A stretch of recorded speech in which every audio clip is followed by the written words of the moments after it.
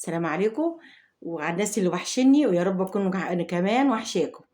ومتشكرة جدًا، جدًا على كلامكم الحلو وعلى تعليقاتكم الجميلة، ربنا يجعله يا رب في ميزان حسناتكم ويديم المحبة بيننا كده يا رب. ووحشتوني، وحشتوني، وحشتوني. بُصّوا بقى أنا جاية أكلمكم على حاجة. بُص، في حاجات بتحصل إحنا بنستنتج منها حاجة، بنستنتج منها حاجة. اللي أنا باتكلم عليه إيه بقى، إن كل واحد وليه رزقه، كل واحد وليه رزقه. يعني أنا أقول لكم مثلًا إيه، أنا شُفت على الفيس واحدة عملت كفتة بربع كيلو بانيه، فعجبتني الفكرة دي جدًا. وبعدين قُلت إيه فرصة، طب ما أنا عندي إيه في الفريزر حاجة بتاع ربع كيلو وكده أو أزيد حاجة بسيطة، طب ما أجرّبها، والله يا صابت يا خابت، يعني هيطلع إيه، حتى مهمًا طلع أهو معمول بحاجة وأنا آكلها. فهي كانت بتقول إيه، تنقعي كوباية ونُص رز، وتسيبيها لمّا تنشف وبعدين تطحنيها والموضوع ده، يبقوا خشوا على النت واعرفوها. فجيت أنا رُحت عاملة كده، جبت كوباية ونُص رز وغسلتهم ونقعتهم وحطيتهم قصدي ينشفوا في قلب الصينية كده، وحطيتهم ينشفوا وبعدين رُحت إيه، وقُلت طب هينشفوا أحطهم إيه، على كرسي في البلكونة عشان ينشفوا بقى لغاية الصبح، وأقوم الصبح بقى أشوف الاختراع اللي الست عملته، ورُحت حاطاهم ينشفوا. فأنا نايمة سامعة خروشة ومش عارف إيه طب دي من إيه؟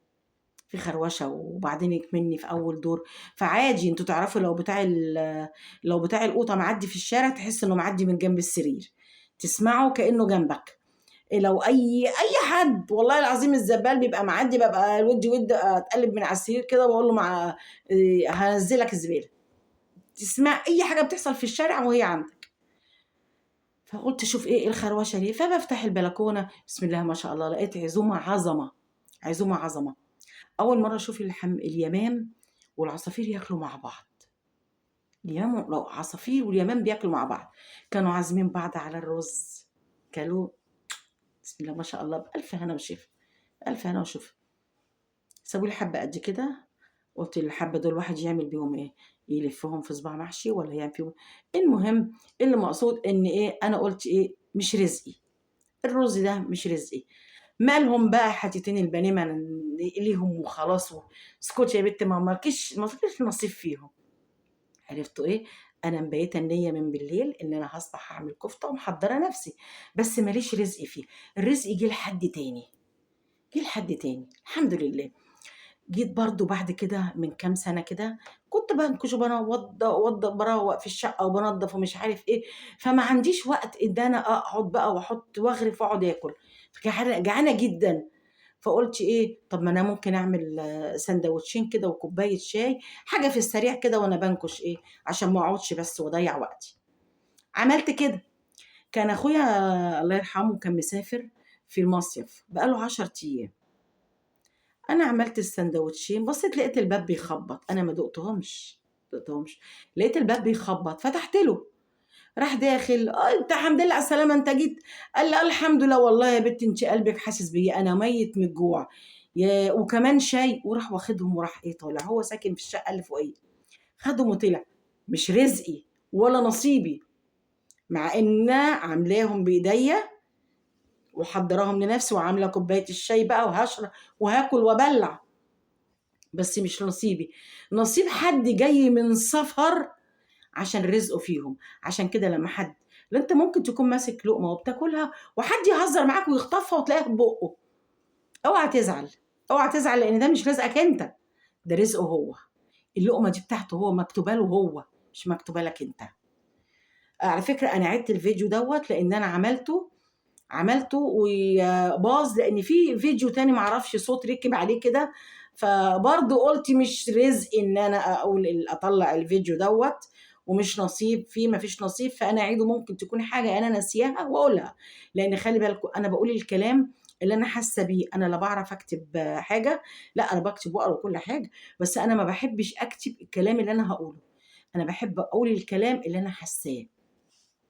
فممكن وأنا باتكلم كده تلاقوني لخبطت كلمة مش عارف إيه، ما باعيدش الفيديو، بانزّله زي ما هو، كده زي ما هو، ما عنديش استعداد إن أنا أعيده تاني أو أرجع أقول الكلام تاني.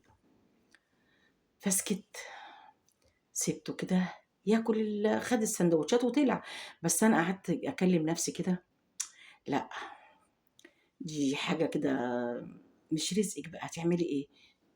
خلاص كده، أنتم عارفين ده مثلًا يفكّرني بحاجة تانية.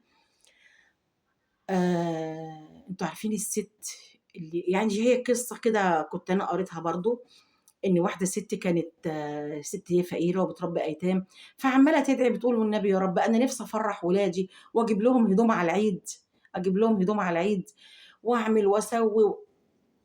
الكلام ده، تجيب لهم حاجات وتجيب لهم خروف فسمعها واحد يهودي، راح نادِه للسكرتيرة بتاعته قال لها: "أنتِ عارفة السِت اللي بتربّي أيتام دي؟"